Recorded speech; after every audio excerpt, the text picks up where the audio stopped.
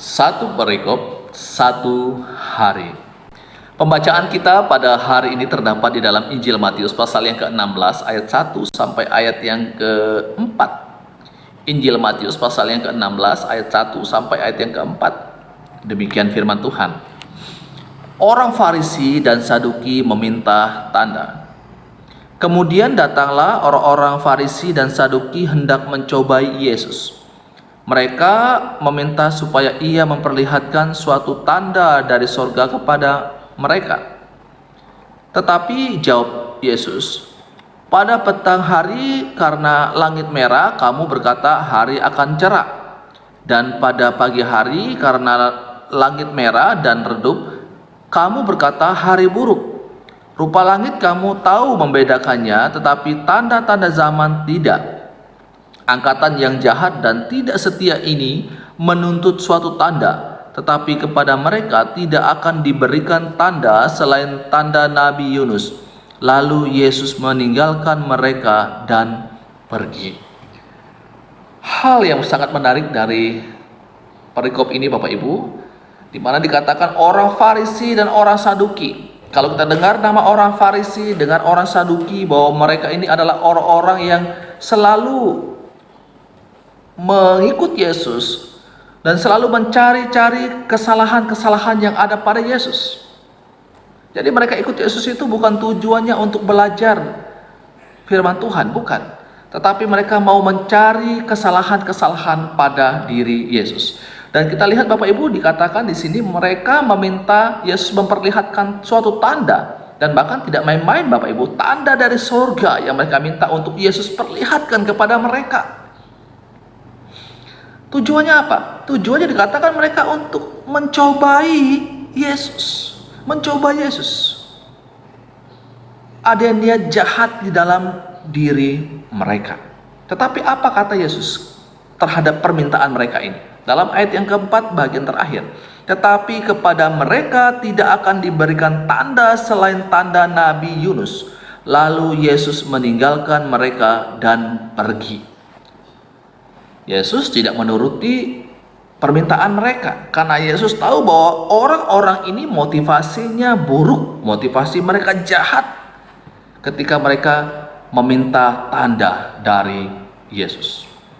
Nah, Bapak Ibu Saudara, ada hal yang menarik di sana, dikatakan ada tanda Yunus selain tanda Nabi Yunus. Nah, Bapak Ibu, apa arti dari kata selain tanda Nabi Yunus ini? Ada dua penafsiran terhadap kalimat ini. Ada yang menafsirkannya itu adalah kebangkitan Yesus dari antara orang mati. Ada juga yang menafsirkannya yaitu kepada mereka hanya diberikan firman Tuhan tanpa tanda apapun. Nah, kalau kita melihat di dalam kasus Niniwe, bagaimana Yunus pergi memberitakan Injil di sana, maka kita bisa melihat lebih cocok pengertian yang kedua atau penafsiran yang kedua adalah kepada mereka hanya diberikan firman Tuhan tanpa tanda apapun. Karena orang-orang Niniwe pada waktu itu Bapak Ibu, ketika Yunus pergi ke sana memberitakan firman Tuhan, orang-orang Niniwe tidak pernah tahu dan tidak pernah melihat bagaimana Yunus itu ditelan oleh ikan besar. Mereka juga tidak pernah melihat bagaimana ikan besar itu memuntahkan Yunus. Mereka hanya mendengarkan perkataan yang disampaikan oleh Yunus, firman Tuhan yang disampaikan oleh Yunus kepada mereka, dan itu kemudian mereka bertobat. Tidak perlu kalimat-kalimat panjang, tidak ada satu mujizat yang besar yang mereka lihat yang menyebabkan mereka bertobat. Hanya dengan perkataan firman Tuhan yang disampaikan oleh Yunus membuat orang-orang Niniwe pada waktu itu memberikan diri bertobat kepada Tuhan.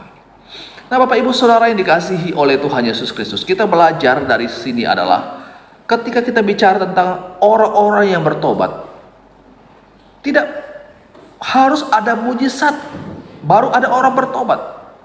Kalau ada hal-hal spektakuler baru kita berpikir, oh pasti orang akan bertobat kalau dia melihat mujizat ini.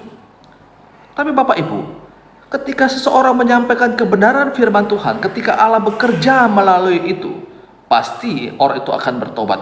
menerima Yesus sebagai Tuhan dan Juru Selamatnya secara pribadi. Jadi ketika kita bicara tentang pertobatan, itu tidak ada pada ranah manusia. Itu tidak ada pada sarana-sarana yang ada pada diri saya dan saudara. Bukan itu yang mempertobatkan seseorang, tetapi hanya kuasa Allah saja, kuasa Roh Kudus saja yang mampu untuk mempertobatkan manusia.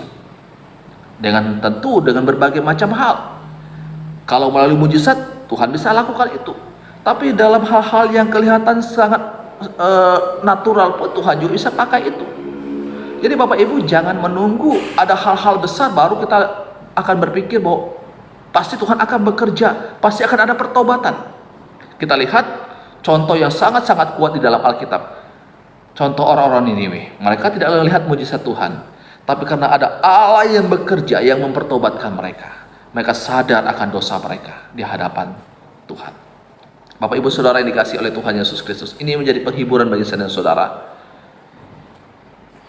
Tanggung jawab saya dan saudara hanya memberitahukan kebenaran itu kepada orang lain. Nanti soal dia bertobat, dia sadar akan dosanya, itu ada pada ranah Tuhan, bukan pada ranah kita. Tetapi ini bukan berarti kemudian saya tidak perlu memberitahukan berita Injil kepada orang lain. Toh juga nanti Allah akan bekerja. Kita tidak bisa berpikir seperti itu. Kita tetap melakukan tanggung jawab kita. Sisanya kita serahkan kepada Tuhan yang akan bekerja mempertobatkan orang-orang tersebut. Sekali lagi saya mau berpesan, jangan hanya berfokus kepada tanda mujizat baru akan ada karya Tuhan bekerja. Tuhan bisa bekerja dalam segala hal dengan cara-cara yang sangat-sangat sederhana pun. Ketika Allah mau melakukannya, Tuhan bisa menggunakan hal-hal sederhana itu untuk mempertobatkan seseorang.